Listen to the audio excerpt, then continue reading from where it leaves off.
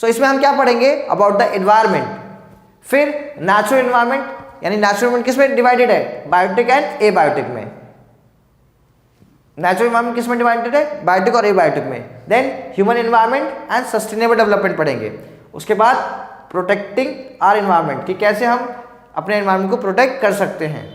So first topic is that environment. The word environment is derive from the French word, किससे लिया गया है, French word से। एनवायरनर means to surround, यानी हमारे आसपास के एरिया।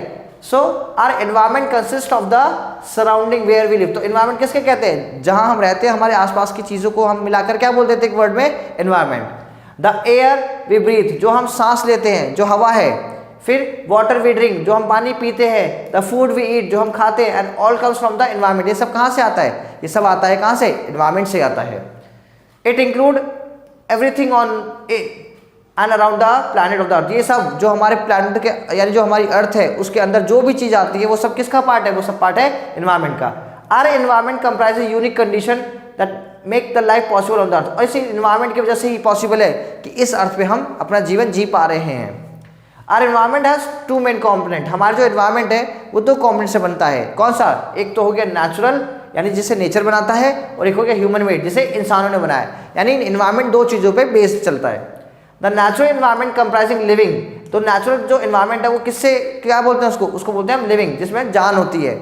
और दूसरा क्या है, non living thing that occurs naturally on environment, जिसमें जान नहीं होती और जो हमारे स्टिल नेचर में वो एग्जिस्ट करता है।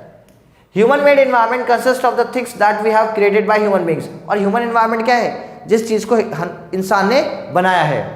एग्जाम्पल रोड्स हो गए, ब्रिजेस हो गए, पार्क्स, बिल्डिंग्स एंड फैक्ट्रीज, ये सब किसने बनाया, ह्यूमन बीइंग ने। तो ये क्या हो गया, human environment. Human and their society are also important component of the environment, तो जो ह्यूमन बीइंग हो गए और जो सोसाइटी हो गई, किसी भी एनवायरमेंट को रन करने के लिए इन दोनों की बहुत ज़्यादा जरूरत पड़ती है। नेचुरल एनवायरमेंट के बारे में चलिए देखते हैं। So anything that you see around yourself which was not made by the human being part of the natural environment, जो हम आसपास अपने देखते हैं और जिसको ह्यूमन बीइंग्स ने नहीं बनाया है, वो सब क्या है, वो सब है एक क्या किसका एग्जाम्पल है, वो सब नेचुरल एनवायरमेंट का एग्जाम्पल है। The natural environment consist of physical element और एबायोटिक एनवायरमेंट, क्या है वो फिजिकल एलिमेंट है और क्या abiotic, and biological elements of the biotic, right. तो वो दोनों उसमें बात करते हैं। अब देखते हैं हम एबायोटिक एनवायरमेंट को। The abiotic environment comprises the inorganic और नॉन लिविंग थिंग्स, तो एबायोटिक किसके अंदर होता है, जिसके जो कौन से हैं, इनऑर्गेनिक है, जिसके अंदर जान नहीं होती, right. On the basis of the physical character, हम उसको किस पे पढ़ते हैं, उसके फिजिकल कैरेक्टर, यानी जो हमें उसको देखते हैं उसी कैरेक्टर में हम उसे पढ़ते हैं। तो it is divided into the lithosphere, पहला कौन सा है, लिथोस्फीयर, फिर हाइड्रोस्फीयर और फिर एटमॉस्फेयर। तो ये क्या है, ये सब पार्ट है किसके, अबायोटिक के। These along with the biosphere comprising our biotic environment are also called the four realms of the earth। तो इसके अंदर ही क्या है, बायोस्फीयर भी आता है, बट बायोस्फीयर के अंदर क्या है, उसके अंदर जो जान होती है वो हम बोलते हैं बायोस्फीयर। पहले पढ़ते हैं हम लिथोस्फीयर। लिथोस का मतलब क्या होता है, it is the hard top layer of the earth surface, जो अर्थ है, अर्थ सरफेस का जो सबसे ऊपरी सतह है, पर वो जो हार्ड है उसको क्या बोलते हैं हम, lithosphere. It also called the hard crust, क्या बोलते हैं, हार्ड क्रस्ट और द सॉलिड क्रस्ट, क्यों, क्योंकि वो बहुत हार्ड होता है या सॉलिड होता है। The lithosphere is the solid rock surface on the earth that make the existence of the life, मतलब जो solid rock है, जो जमीन पे जो सबसे solid part है, उसको हमने क्या बोला है, हमने उसको बोला है क्या, lithosphere। ये देखिए अब आप,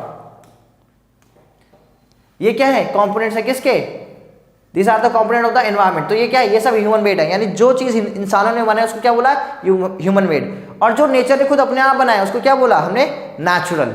और फिर है एक ह्यूमन, मतलब कि खाली वहां पे ह्यूमन बीइंग है और जो चीजों को परफॉर्म करते हैं, मतलब कि इस अर्थ पे जो भी चीज प्रेजेंट है उसमें कहीं ना कहीं नेचर और कहीं ना कहीं इंसान का दोनों का हाथ उसके अंदर है।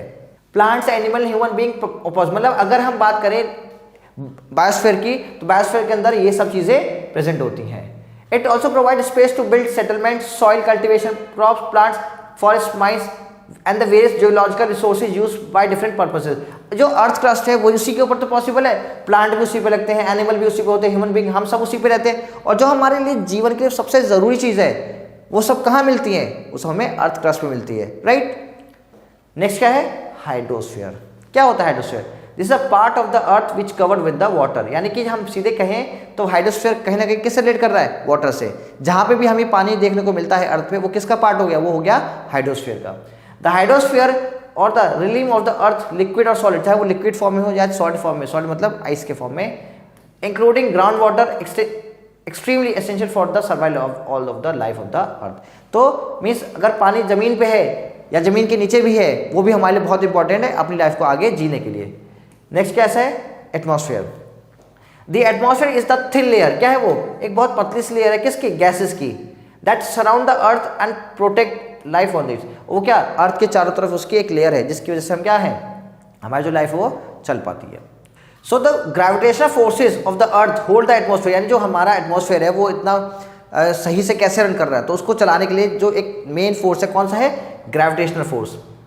It also work as a shield of the earth, it protect the earth from the harmful radiation of the sun. जो सन की जो हार्मफुल रेडिएशन आती है उससे भी हमें ये प्रोटेक्ट करता है। And it regulate the temperature of the earth by the making the habitat. और उसने क्या करा है? इस इन्वायरमेंट ने हमारे लिए जो एटमॉस्फेयर है, जो उसकी लेयर है और जो ग्रेविटेशनल फोर्स, इन सब ने मिलकर एक ऐसा टेम्परेचर क्रिएट कर रखा है जिसकी वजह से हमारा जीवन बहुत ईजिली चल रहा है।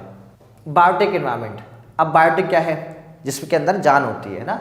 Biotic environment comprise all form of include plants and animal, यानी एक जिसके जो लिविंग बींग्स हैं उसको क्या बोल दिया मैंने? बोला बायोटिक। उसमें क्या है? दो इंपॉर्टेंट, कौन से हैं? Plants and animals. तो बायोस्फीयर, द थ्री रिम्स और the sphere, lithosphere, hydrosphere and atmosphere, converge to form a narrow zone of interconnection of the biosphere. इन्हीं सब की वजह से क्या है? एक नैरो जोन बनता है जिसकी वजह से क्या पॉसिबल हो पाता है? Biosphere, which support the life, जिसकी वजह से क्या चलती है? हमारी लाइफ आगे रन करती है। Therefore, it includes the biotic environment and also abiotic environment, जिसको टू अ ग्रेट एक्सटेंट। इसी वजह से हम बात करें तो बायोटिक और एबायोटिक चल पाता है, क्योंकि अगर ये सारे एक साथ नहीं चलेंगे तो it is not possible to form a life. The biosphere is spread from the bottom of the ocean. कहाँ पे है? अगर हम बात करें बायोस्फीयर, वो खाली जमीन पे नहीं, जमीन के नीचे भी है। और कितना है वो?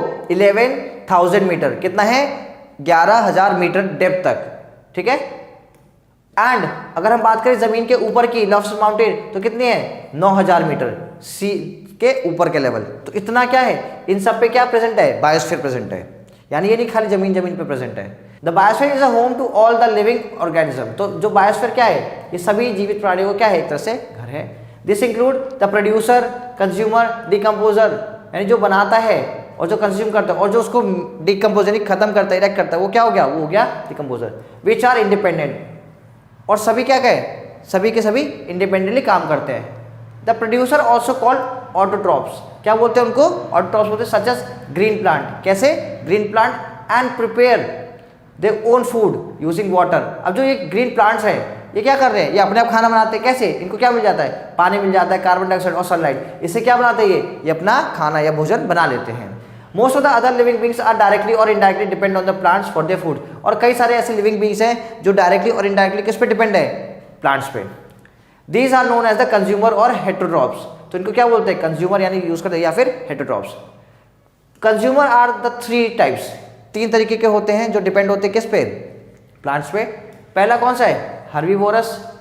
दूसरा कौन सा है? कार्निवोरस। और तीसरा कौन सा है? ओमनीवोरस। राइट, ये तीन डिविजन्स है। डिकम्पोजर्स क्या करते हैं? Decomposer include micro organism. कौन से छोटे छोटे से जो हम बोलते हैं जो इंसेक्ट्स होते हैं, वो किसका पार्ट होगा? डिकम्पोजर के, such as bacteria which cause the break down of the dead animals and the plants. जब आपने देखा होगा कोई जानवर मर जाता है, सड़ जाता है, तो उसके अंदर छोटे छोटे कीड़े हो जाते हैं, तो उनको क्या बोलते हैं? डिकम्पोजर।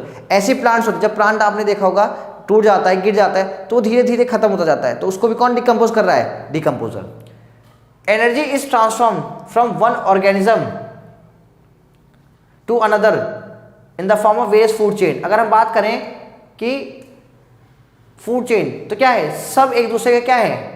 वर्ड्स है। जैसे सपोज दैट डिकम्पोजर है, ये क्या करता है? डिकम्पोज करता है, राइट। छोटे छोटे पास में, तो उससे क्या उग जाती हैं? ग्रासेस बन जाती हैं। ग्रासेस को कौन? ग्रास ओवर खाता है। ग्रास ओवर को कौन खाती है? बर्ड खाती है। बर्ड को कौन खाता है? स्नेक। और स्नेक को कौन खाता है? आउल, ठीक है। फिर जब ये मर जाता है तो किस ये नीचे गिर जाता है और क्या डिकम्पोज होता है। तो this is called the food chain. मतलब एक जो प्रोडक्ट है, यानी एक जो चीज़ है वो दूसरे पे डिपेंड है, और दूसरा तीसरे पे, तीसरा चौथे, मतलब कि एक डायरेक्ट और डायरेक्ट दोनों का कॉम्बिनेशन किसके अंदर है? हमारी फूड चेन में। Several such food chain link up to form food web. तो इसको ही क्या बोलते हैं? हम फूड वेब भी बोल देते हैं, जब कोई एक दूसरा ऐसे बीच में कहीं और उसको कर लेता है। All the food webs are delicately balance. If one link is the web is destroy all other will be affected. अगर मान लीजिए कोई इसमें से बीच में से कोई एक अफेक्ट हो गया, राइट, तो उसके बाद पूरा का पूरा जो फूड वेब चेन है वो भी क्या हो जाता है, डिस्टर्ब हो जाता है। Interaction between the components of the environment, ठीक है। An ecosystem can exist in following the interaction among all living organisms that are dependent on each other। क्या है, हमारी इन्वायरमेंट में जितने भी कंपोनेंट्स हैं सब, या लिविंग हो या नॉन लिविंग, सब एक दूसरे पे क्या है, इंटर डिपेंडेंट है।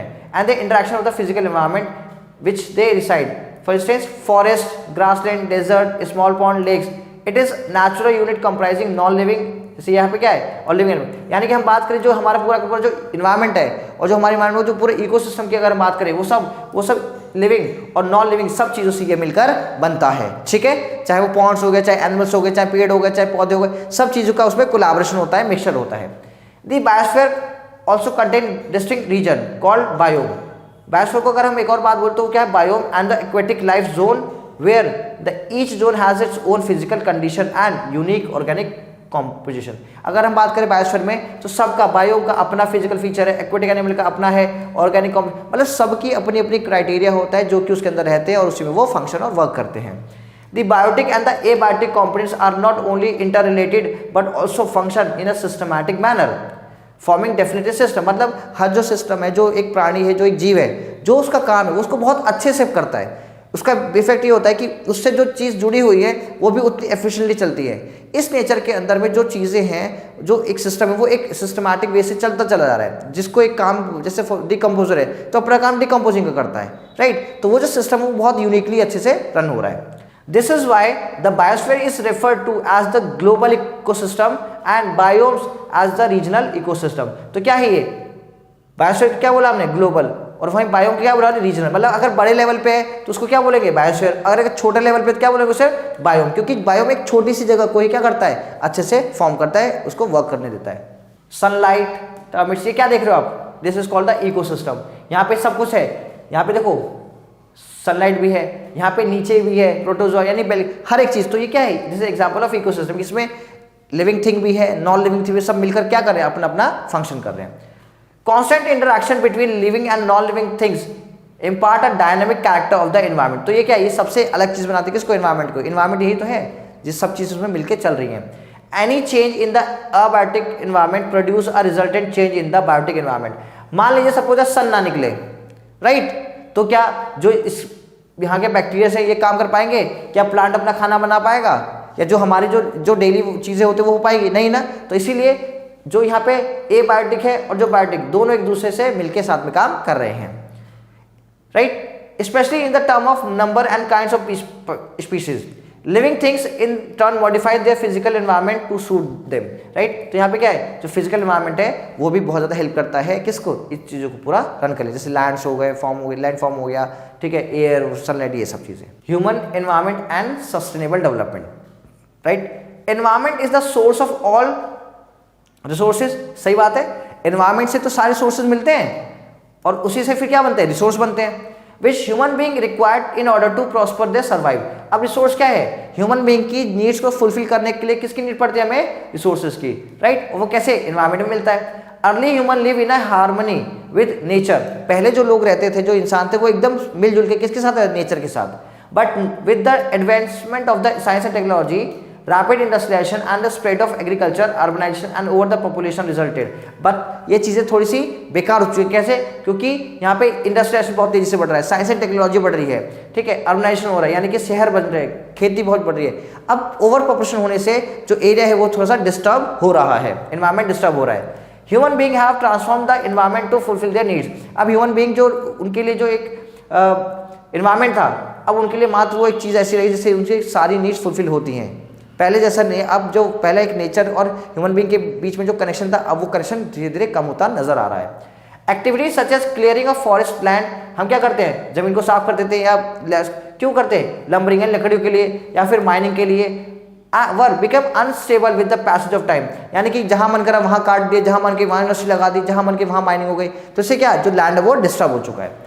These activity have intensified the process of environmental degradation। इसकी वजह से क्या हो रहा है, हमारा environment degrade यानी बेकार हो रहा है।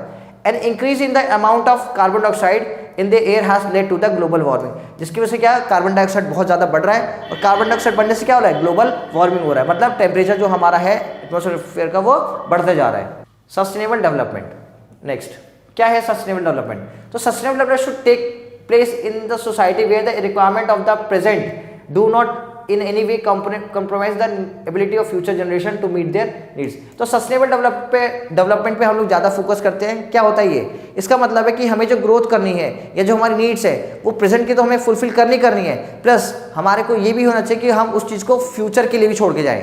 ये हमारी रिस्पॉन्सिबिलिटी है कि हम सस्टेनेबल डेवलपमेंट के थ्रू अपने नेचर को बचाएं। कैसे? हम प्रेजेंट में तो यूज़ करें पर वाइजली, चतुराई से, और फिर आगे जनरेशन के लिए भी हम वो प्रोडक्ट को या उस रिसोर्स को छोड़ के जाएं। Growth of such a social system involve checking population growth. तो कैसे करेंगे? हमें चेक करना है कि पॉपुलेशन कितना ग्रो कर रही है। Next sensible use of resources, हमें बहुत अच्छे से यूज़ करना है किसका? रिसोर्सेज का। Using renewable source of energy यानी पावर, जैसे इलेक्ट्रिसिटी होगी उसको जनरेट करने के लिए हमें किसके? रिन्यूएबल रिसोर्सेज, जैसे सोलर हो गया, डैम हो गया यानी विंड हो गया, इस सब चीज़ों को हमें यूज़ करना है ताकि ज़्यादा से हम एनर्जी को बना सकें और हम अपने नेचर को बचा सकें। रिसाइकिल द वेस्ट, यानी जो हमारे पास वेस्ट पड़ा हुआ है हम उसको ऐसे ही ना फेंक दें, हम अगर हमारे पास हम उसको बार बार यूज़ कर सकते हैं तो we should use that things again and again. Protecting our environment, अब हम अपने एनवायरमेंट को कैसे बचाएं? There is a continuous interaction and interdependence between the three domain of the environment. This is specially true about biological environment. यहाँ पे देख रहे हो ये क्या है? ये फ्यूचर है, ये प्रेजेंट है। अब पर अभी भी इसमें थोड़ा, अगर हमने इसको नहीं बचाया तो ये इसीलिए क्या हो जाएगा? कन्वर्ट हो जाएगा किसमें? एशेस के फॉर्म में। Sustainable development, in the last quarter of the centuries India has made attempt to achieve human welfare prosperity while safeguard its natural environment. तो यहाँ पे क्या है? इंडिया के अंदर में जो ह्यूमन बीइंग है उन्होंने बहुत ज़्यादा वर्क किया है किसके लिए? आगे जो जनरेशन आ रही है उसके सेफगार्ड के लिए। We take small steps toward the goal of sustainable development. हमने क्या करा है? स्टेप्स लेके इधर सस्टेनेबल डेवलपमेंट की तरफ हमें कैसे भी करके नेचर को प्रिजर्व करना है for future generation also. The last few decades have been witness the intrinsic environment activities, there were increasing concern over the rising water and air pollution and मतलब ये हो चुका है आज की डेट में। हमें क्यों सस्टेनेबल डेवलपमेंट ध्यान देना? क्योंकि धीरे धीरे हम देख रहे हैं कि जो समुद्र का लेवल का जो पानी है और जो एनवायरमेंट है उसका जो टेम्परेचर वो धीरे धीरे बढ़ता जा रहा है। ठीक है, These concerns were first expressed by the activist the Chipko movement. तो अगर हम बात करें हमने कुछ आज तक किया है एनवायरमेंट को बचाने के लिए, तो उसमें से एक बहुत फेमस जो मूवमेंट है उसको क्या बोलते हैं? चिपको मूवमेंट। इसमें क्या करा? पेड़ों को लोग क्या करते हैं? हक कर लेते हैं। क्यों? ताकि लोग उनको काट ना सके, क्योंकि एक मास लेवल पे, बहुत ज़्यादा लेवल पे पेड़ों को काटा जा रहा था। तो कहाँ पे होता है ये? हिमालयन फॉरेस्ट में। There have been several anti dam protest in central and southern India. अब जो डैम है यानी जो बांध है उसको बनाने के लिए भी क्या कई कई जगह पे प्रोटेस्ट करते हैं। क्यों? क्योंकि उससे नेचर पे काफ़ी ज़्यादा फर्क पड़ता है, क्योंकि वो एक बहुत बड़े एरिया को साफ करना पड़ता है उस डैम को बनाने के लिए। चाहे वो हम इंडिया की बात करें, कहाँ कोई भी, जैसे सेंट्रल पार्ट हो गया और डेक्कन पार्ट हो गया और जो साउथ पार्ट हो गया। And the traditional fisherman community have agitated against the commercialisation of the fishes. और जो फिशरमैन है जो की लाइफ ही किस पे डिपेंड है? फिशेज पे। वो चाहते हैं कि कॉमर्शियल फिशिंग ना हो, क्योंकि अगर कॉमर्शियल यानी कि कोई अगर फायदे के लिए मछली निकालेगा वो तो कितनी भी निकाल देगा, उसको ये थोड़ी मतलब है कि ये मेरे को आगे भी यूज़ करना है या नहीं करना। पर जो वहाँ के डेली जो डोमेस्टिक पर्पस के लोग होते हैं, जो वहीं से रिलीजन जो वहीं से बिलोंग करते हैं, उनके लिए बहुत ज़्यादा इंपॉर्टेंट है। तो वो चाहते हैं कि इसको रोका जाए। The government responded positively with appropriate legislation on wild life pollution and the forest. तो उनका क्या है कि हमें क्या करना है? हमें इसको प्रिजर्व करके रखना है ताकि हम आगे यूज़ कर सकें। Government of all the world realises that the development can be achieve by optimum use of natural resources while keeping in the mind the need of the future generation. इन्हें कहा कि हमें अगर बस एक शहर या एक देश या एक कंट्री के करने से नहीं होगा, इसमें सभी लोगों को, सभी वर्ल्ड के सभी लोगों को इसमें क्या पार्टिसिपेट करना होगा कि हमें कैसे अपनी रिसोर्सेज को यूज़ करें कि हम उसको फ्यूचर जनरेशन के लिए भी छोड़ सकें। The approach is called the, इसको ही क्या बोलते हैं? Sustainable development.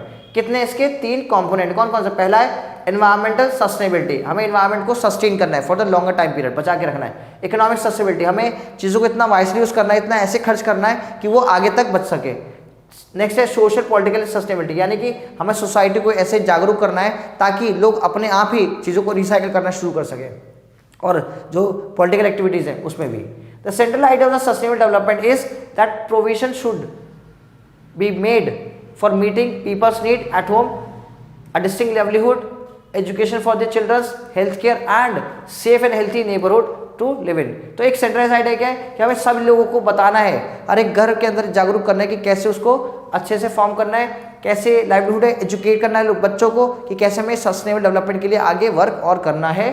ठीक है, there are programmes to promote local sustainability, some of these are called the local agenda 21। क्या है ये एजेंडा 21 प्लान? इसके अंदर क्या है, name the international agenda 21 plan. So agenda 21 plan for sustainable development adopted in 1992। तो 1992 में एजेंडा 21 को ऑप्ट किया गया था, किस लिए? सो दैट कि हम क्या करें, सस्टेनेबल डेवलपमेंट को हम प्रमोट करें।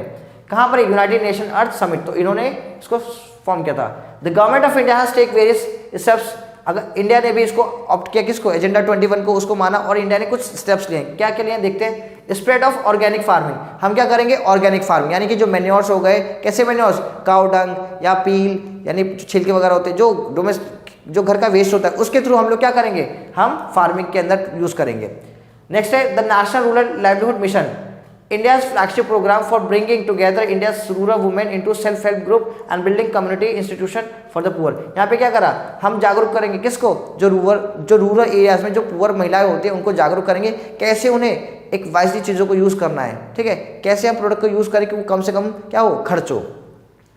Decentralisation of water harvesting facilities, हम क्या करेंगे, वो जो वाटर हार्वेस्टिंग की जो फैसिलिटीज है उसको हम डिसेंट्रलाइज करेंगे। यानी क्या, हम पानी को हम ऐसे यूज़ करेंगे कि ऐसा ना हो कि एक जगह पे बहुत ज़्यादा क्या नाम है बाढ़ आ रही है और एक तरफ सूखा पड़ा है, हम उसको इजीली होल्ड करेंगे। Holistic development of the village, यानी कि डेवलपमेंट होगा किसका, विलेज का और पूरे के पूरे गाँव का, हम उसको जागरूक करेंगे। Steps for the conservation of forest and the wild life, और हम ये स्टेप लेंगे कि जो वहाँ का फॉरेस्ट है, जो वाइल्ड लाइफ है, हम उसको प्रोटेक्ट करें, प्रिजर्व करें और जितना हो सके उतना ज़्यादा एफॉरेस्टेशन करें, यानी पेड़ों को लगाएं। New forest policy, in 1990s India adopt the new forest policy. क्या करें इन्होंने, न्यू फॉरेस्ट पॉलिसी अपनाई, जिसका क्या था, it focus on the ecological and social values and sustainable use of natural resources for the sustainable development. Means इनका ये था कि हमें इकोलॉजी को क्या मेंटेन रखना है, सोशल वैल्यूज बढ़ानी है, ताकि क्या लोग सस्टेनेबिलिटी की तरफ आगे फॉर्म हो।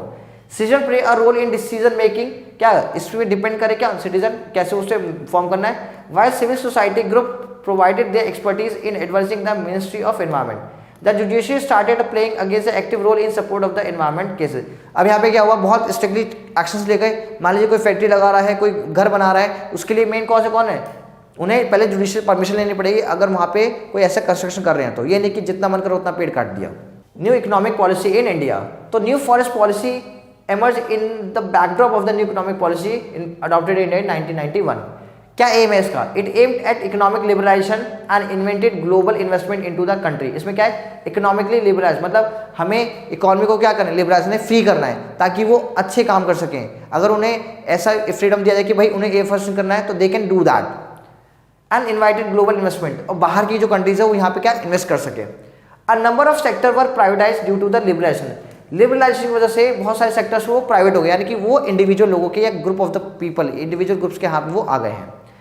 Environmental regulation were made flexible so that industries commerce could be prosper. अब एनवायरमेंटल के जो रूल्स रेगुलेशन है उसको रिलैक्स कर दिया ताकि लोग वहाँ पे आके फैक्ट्रीज या अपने जो कॉमर्स यानी जो ट्रेड है उसको आगे बढ़ा सके। So students we will start कि how much we learn from this particular chapter. Okay, कुछ एक्सरसाइज है, हम उसको स्टार्ट करते हैं। So choose the correct option, कौन सा है, the physical environment comprises dash component. बात करें फिजिकल की, फिजिकल में क्या होगा, जिसके अंदर जान नहीं होती, तो कौन सा वो एबायोटिक वाला हो गया। Dash is the part of the earth which covered the water, तो कौन सा हाइड्रोस्फीयर के पार्ट क्या करता है, कवर करता है किसको, वाटर को। Dash every year celebrated as a world environment day, तो 5th June is celebrated as a world environment day. Next, the dash is the thin layer of the earth that surround the earth, तो earth के आसपास कौन सी layer है, उसको क्या बोलते हैं हम, एटमॉस्फेयर। Got it. आइए नेक्स्ट देखते हैं हमारे पास क्या है, नेक्स्ट हमारे पास fill ups. So come to the dash of the earth hold the atmosphere around it, तो कौन होल्ड करता है, ग्रेविटेशनल फोर्स हमारे पास जो है वो हेल्प करता है किसको, अर्थ को होल्ड करने में, क्या, एनवायरमेंट को। Dash environment comprises all form of life including plants and animals, अगर हम बात करें प्लांट्स और एनिमल्स को तो क्या होता है वो, तो सेकेंड वाला क्या है, the dash environment comprise all form of life including plant and animals, तो प्लांट और एनिमल्स कहाँ पर होते हैं, बायोस्फीयर में, right. Next, the dash and dash component are interrelated, तो कौन सा है, प्लांट एंड एनिमल्स, क्या है ये, इंटर रिलेटेड है। An increase in the amount of carbon dioxide in the air lead to what, it lead to the global warming. Dash have transform the environment in to full their needs. तो कौन है, क्या answer होगा इसका? Human being, right? Human being have transferred the environment to the fulfil their needs. Next हमारे पास क्या है, ट्रू फॉल्स है। तो first, natural environment refers to things that have been created by human. तो क्या है, natural environment refers to things that created by, natural environment कौन क्रिएट करता है, ह्यूमन बीइंग? हाँ, नो, आंसर इज फॉल्स। तो कौन, नेचुरल एनवायरमेंट कौन क्रिएट करता है, by its nature itself. Lithosphere is the hard top layer of the earth surface, yes this statement is true. Lithosphere क्या है, अपर मोस्ट लेयर अर्थ की। The biosphere is the home to the all living things of the, तो biosphere तो होता है जहां पे सारे लिविंग ऑर्गेनिज्म आते हैं, yes answer is true. Next, there could be not be an ecosystem of a small ponds, हो सकता है, फॉल्स है। स्मॉल पॉन्ड्स के अंदर लेक्स में होता तो है, फॉल्स हो गया, ये होता है। An increase in the amount of hydrogen and nitrogen leads to, no, इसका आंसर क्या होगा, इसका होगा फॉल्स। और यहाँ पे ऑप्शन क्या आएगा, यहाँ पे CO2 आएगा, जिसकी वजह से क्या होता है, टेम्परेचर हमारा इंक्रीज हो रहा है। Now next is the what, MCQs। तो लिथोस्फीयर क्या है ये, lithosphere is the solid crust of the earth, right, understood. Biotic, abiotic, bio herbivorous. तो हर्बिवोरस देखते हैं पहले, कौन होता है हर्बिवोरस, कौन होते हैं, they are the primary consumers, जो सबसे पहले होते हैं, राइट, उसको कंज्यूम करते हैं। फिर नेक्स्ट क्या है हमारे पास है एबायोटिक। तो एबायोटिक किसका एग्जाम्पल है, फिजिकल एलिमेंट का, राइट। उसके बाद क्या है, लंबरिंग यानी पेड़ों को काटना, ये क्या है, एनवायरमेंट को क्या कर रहा है, ये डिग्रेड कर रहा है। और बायोम क्या है, बायोम एक छोटी सी एरिया की क्या इकोलॉजी होती है, right. These are the exercises. So students, stay tuned for the next video. Thank you so much. Bye bye. Take care. Okay. Bye बच्चा.